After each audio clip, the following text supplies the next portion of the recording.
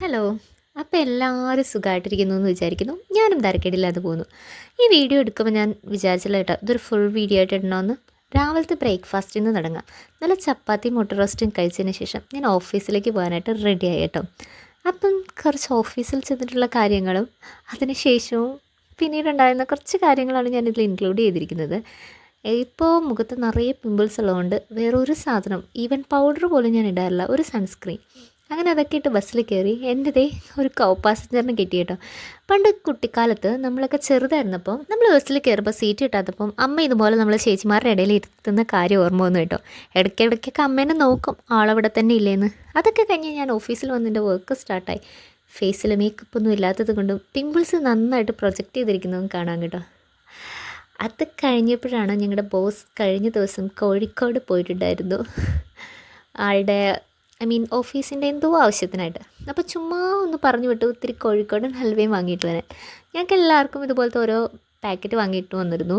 ഞാൻ ഇന്നലെ പോവാഞ്ഞത് കൊണ്ട് എൻ്റെ കവറ് അവിടെ ഉണ്ടായിരുന്നു. എന്നാൽ പിന്നെ അതെടുത്ത് ടേസ്റ്റ് ചെയ്യാം എന്ന് വിചാരിച്ചു. ഹൽവയ്ക്ക് ഭയങ്കര ഫേമസ് ആണല്ലോ കോഴിക്കോട്. നമ്മുടെ കോഴിക്കോടുന്നേ ഈ ഹൽവ ഞാൻ ആദ്യമായിട്ടാണ് ലൈഫിൽ കഴിക്കുന്നത്. എന്ന് വെച്ചാൽ ഇതിനൊരു കുട്ടി പ്രത്യേകതയുണ്ട്. ഇത് സാധാരണ ഹൽവയല്ല, വാട്ടർമെലനില്ലേ നമ്മുടെ വത്തയ്ക്ക അല്ലെങ്കിൽ തണ്ണിമത്തൻ ഉണ്ടാക്കിയ ഹൽവയാണ് കേട്ടോ. പണ്ട് കോളേജിലൊക്കെ പഠിക്കുമ്പം കോഴിക്കോട് നിന്ന് കുറേ ഫ്രണ്ട്സ് ഉണ്ടായിരുന്നു. അഖില, അഞ്ജലി, ദിവ്യശ്രീ അങ്ങനെയൊക്കെ. അപ്പോൾ അവരൊക്കെ ഇങ്ങനെ നാട്ടിൽ പോയിട്ടൊക്കെ വരുമ്പോൾ ഹൽവ കൊണ്ടുവരുമായിരുന്നു. നല്ല ടേസ്റ്റാണ് കേട്ടോ. പക്ഷേ എൻ്റെ ഫേവറേറ്റ് നമ്മുടെ ദാമോദരൻ ചേട്ടൻ്റെ കടയിലെ ഹൽവയാണ്. അതെപ്പോഴെങ്കിലും ഞാൻ കഴിക്കുമ്പോൾ നിങ്ങളെ കാണിച്ചു തരാം. സംഭവം എനിക്കിഷ്ടമായി. നല്ല മധുരവും ഒരു പ്രത്യേക ടേസ്റ്റ് ഉണ്ടായിരുന്നു കേട്ടോ. അവരൊക്കെ ഓൾറെഡി കഴിച്ചിരുന്നെങ്കിലും എൻ്റെ ഷെയർ ഞാൻ അവർക്ക് ചെറുതായിട്ട് കൊടുത്തു കേട്ടോ. അധികം നിർബന്ധിച്ചില്ല. ഈ വൺ സൈഡിലിട്ട് ചവയ്ക്കുന്നത് വേറെ ഒന്നും കൊണ്ടല്ല, അപ്പുറത്തെ സൈഡിൽ പല്ലുവേദന ആയതുകൊണ്ട് കേട്ടോ. പക്ഷെ മധുരം നമ്മുടെ ഒരു വീക്ക്നെസ് ആയതുകൊണ്ട് വിടാൻ പറ്റില്ലല്ലോ. അങ്ങനെ എത്ര കണ്ട് വർണ്ണിച്ചാലും മതി വരാത്ത എൻ്റെ ചെറുവർണ്ണത്തിലൂടെ ഞാൻ നടക്കുക കേട്ടോ. സുമേഷ് അവിടെ ഉണ്ട്. വൈകുന്നേരം ആയതുകൊണ്ട് തന്നെ ഒരു കാം ആൻഡ് ക്വയറ്റ് അറ്റ്മോസ്ഫിയർ ആയിരുന്നു. അല്ലെങ്കിൽ ഇവിടെ അധികം ബഹളമൊന്നുമില്ല. ബാക്കിൽ പുതുപ്പാടി അമ്പലത്തിലെ പാട്ടൊക്കെ വെച്ചിട്ടുണ്ട്. അപ്പോൾ അതൊക്കെ കേട്ട് കിളികളൊക്കെ വീട്ടിൽ പോകുന്നതൊക്കെ നോക്കി ആസ്വദിച്ച് വരും. ഓരോ പ്രാവശ്യവും ഞാൻ ഇതിലേക്കൂടെ പോകുമ്പോഴത്തേക്കും എനിക്കൊരുപാട് ഓർമ്മകളാണ് ഇങ്ങനെ ട്രിഗർ ചെയ്ത് വരുന്നത്. എസ്പെഷ്യലി ഞാനും ചാച്ചനും ലൂക്കും ഒക്കെ കൂടെ വൈകുന്നേരങ്ങളിൽ നടക്കാൻ ഇറങ്ങിയത്. ഞാൻ തിരിഞ്ഞു നോക്കിയത് വേറൊന്നും കൊണ്ടല്ല, ഉഷേച്ചി അവിടെ നിന്ന് സന്ധ്യയ്ക്ക് വിളക്ക് കത്തിക്കാനുള്ള നിലവിളക്കും കിണ്ടിയൊക്കെ കഴുകുന്നുണ്ടായിരുന്നു. ഒരു ഹോർലിക്സ് കുടിക്കാമെന്ന് വിചാരിക്കുന്നു. Wow, please. സുഗിയൻ ഉണ്ടംപുരീസ്. So much things out. Sugian and Horlicks.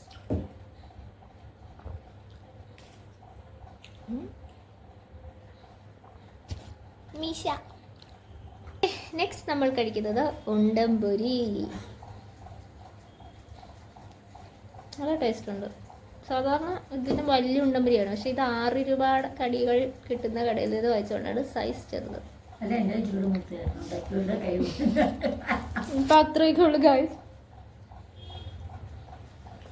Next വീഡിയോയിൽ കാണുന്നവരെ ബൈ.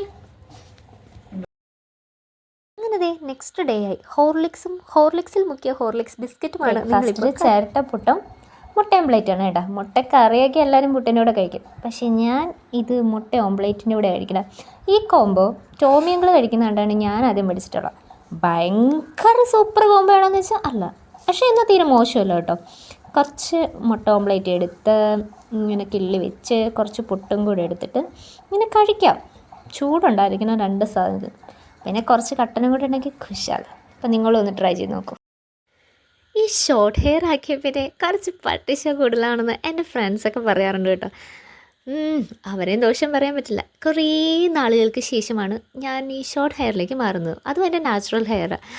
എന്താണെന്നറിയില്ല, ഞാനിട്ട ഡ്രസ്സും ആ പ്രകൃതി ഭംഗിയും നാച്ചുറലിൻ്റെ കളറൊക്കെ ഒന്നായത് കൊണ്ട് തന്നെ ബാക്ക്ഗ്രൗണ്ടിലെല്ലാം ബ്ലൂ സ്കൈയും ആകെ മൊത്തത്തിൽ അടിപൊളിയായതുകൊണ്ട് കുറേ സ്റ്റിൽ എടുത്തത്. ഇപ്പം എല്ലാവർക്കും അറിയാം. വർക്ക് സ്റ്റാർട്ട് ചെയ്യാം.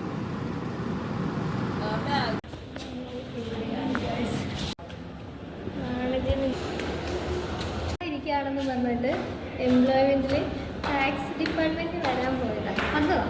പക്ഷെ അത് 3rd ഫ്ലോറിലായിരിക്കും വിചാരിച്ചതേ ഇല്ല.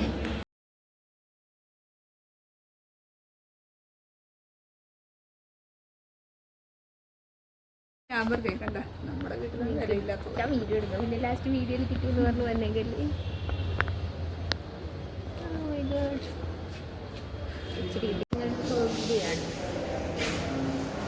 പ്രശ്നമുണ്ട്. എനിക്ക് തല ഇറങ്ങുന്നത് വേറൊന്നും കൊണ്ടല്ല, എനിക്ക് കുറച്ച് ആക്രോഫോബിയ ഉണ്ട് കേട്ടോ. കുറച്ച് ഹൈറ്റ് പേടിയാണ്. അപ്പം ഞാൻ ഓഫീസിൽ ഇരുന്നപ്പം ചേച്ചി എന്നെ വാ നമുക്ക് എംപ്ലോയ്മെൻറ്റ് എക്സ്ചേഞ്ചിൽ പോകാം എന്ന് പറഞ്ഞ് വിളിച്ചിട്ട് വന്നു. സിവിലിൻ്റെ കുറച്ച് ടാക്സിൻ്റെ കുറച്ച് കാര്യങ്ങളുണ്ടായിരുന്നു. ആ ബിൽഡിംഗ് കണ്ടോ, അത് പഴയ LICയുടെ ബിൽഡിംഗ് ആയിരുന്നു കേട്ടോ. അത് കണ്ടപ്പോൾ എനിക്ക് ചെറുതായിട്ടൊരു നൊസ്റ്റു അടിച്ചു. കാരണം ഇപ്പം LIC ബിൽഡിംഗ് മാറ്റി. അതൊക്കെ കഴിഞ്ഞ് ഓഫീസിൽ നിന്ന് തിരിച്ചിറങ്ങിയപ്പോഴത്തേക്ക് ടിറ്റി എന്നെ കാണാൻ വന്നിട്ടുണ്ടായിരുന്നു. അപ്പം ഞങ്ങളൊരു ചായയൊക്കെ കുടിച്ച് പിരിയാമെന്ന് വെച്ചു. നല്ല തലവേദന. അതിനുശേഷം ബസ്സിൽ കയറി ഇങ്ങ് പോന്നു. ഞാൻ എംപ്ലോയ്മെൻറ്റ് എക്സ്ചേഞ്ചിൻ്റെ കുറച്ച് ഭാഗങ്ങൾ കാണിച്ചത് സത്യം പറഞ്ഞാൽ ഞാനും അവിടെ പോയിട്ടുള്ളത് 2 കാര്യങ്ങൾക്കാണ്. ഒന്ന് ഫസ്റ്റ് ലൈസൻസ് വാങ്ങാനും പിന്നെ എംപ്ലോയ്മെൻറ്റ് കാർഡ് റിന്യൂ ചെയ്യാനായിട്ട്. എനിക്കറിയില്ലായിരുന്നു അതിൻ്റെ അകത്ത് ഇത്രയും കാര്യങ്ങളുണ്ടായിരുന്നു. MVD ഡിപ്പാർട്ട്മെൻറ്റ്, സബ് ട്രഷറി, അങ്ങനെ കുറേ കാര്യങ്ങൾ. അങ്ങനെ എല്ലാം കാണാൻ പറ്റി. അതൊക്കെ കഴിഞ്ഞ് തിരിച്ച് ഞാൻ വന്നത് ചാലിപ്പള്ളി ബസ്സിലാണ്. സ്കൂളിലൊക്കെ പഠിച്ചോളൂ. അപ്പം നടന്നു വന്ന വഴികളായിരുന്നു. അന്നൊക്കെ ഇവിടെ ക്ലീൻ ആയിരുന്നു. പക്ഷേ ഇപ്പോൾ ഇവിടെ ഫുള്ള് കാട് പിടിച്ചിരിക്കുക. വർഷങ്ങൾക്ക് ശേഷം അതേപോലെ ഭാഗത്ത് ഞാനിപ്പോൾ പോവാണ്. പക്ഷെ സ്കൂളിൽ നല്ലത് മാത്രം. അന്ന് കുറേ ഫ്രണ്ട്സൊക്കെ ഉണ്ടായിരുന്നു. പിന്നെ ഞങ്ങൾ ക്രിസ്മസ് കരോൾ വരുമ്പം അപ്പുറത്തെ വഴിയിൽ കൂടെ പോയി അങ്ങനത്തെ ഓടുന്നുണ്ട്. മെയിൻ പണ്ടത്തെ വഴിയായിരുന്നു ഇത്. എല്ലാവരും പോയിക്കൊണ്ടിരുന്നത്. ചേർത്തലയ്ക്ക് പോകാൻ മരക്കുറോടത്ത് നല്ലോണം കളിക്കും പോയിക്കൊണ്ടിരുന്നത്. അതൊക്കെ മാറി, എല്ലാം മാറി. എല്ലാവർക്കും വണ്ടിയായി, റോഡായി, ബിസിയായി. ചെടികൾക്ക് ആ ചൈൽഡ്ഹുഡൊക്കെ മിസ് ചെയ്യുന്നുണ്ട്.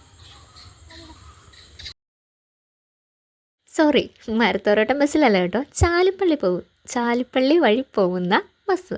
അത് നമ്മുടെ കുഞ്ചിക്കവലയൊക്കെ ടച്ച് ചെയ്ത് മരത്തോരോട്ടത്തിൻ്റെ അമ്പലത്തിൻ്റെ അതിലേക്ക് കൂടിയൊക്കെയാണ് വരുന്നത്. ബസ്സിൽ 2 യാത്രക്കാർ കൂടെ ഉണ്ടായിരുന്നു. മുന്നേ കണ്ട വീഡിയോസിൽ ഉള്ളതുപോലെ തന്നെ ശ്രീ ചേച്ചിയും അമ്മു. പിന്നെ അവരുടെ കൂടെ പണ്ട് സ്കൂൾ വഴികളിൽ പോയിക്കൊണ്ടിരുന്ന ആ വഴിയിലേക്ക് ഒരു കാലത്ത് നമ്മുടെ നാട്ടിലുണ്ടായിരുന്നു, അതായത് ചെറുവാരണത്തിലുണ്ടായിരുന്ന എല്ലാവരും പോത്തിക്കാലയിൽ ചെന്നിട്ട് അല്ലെങ്കിൽ കുഞ്ചിക്കാലയിൽ നടന്ന ബസ്സിന് ചേർത്തലയ്ക്കും നടന്നൊക്കെ പോയിക്കൊണ്ടിരുന്നത്. അപ്പം നമ്മൾ എല്ലാവരും തന്നെ ഉപയോഗിച്ചിരുന്നത് ഈ പാടം, തോട് എല്ലാം കടന്നിട്ടുള്ള വഴികളായിരുന്നു.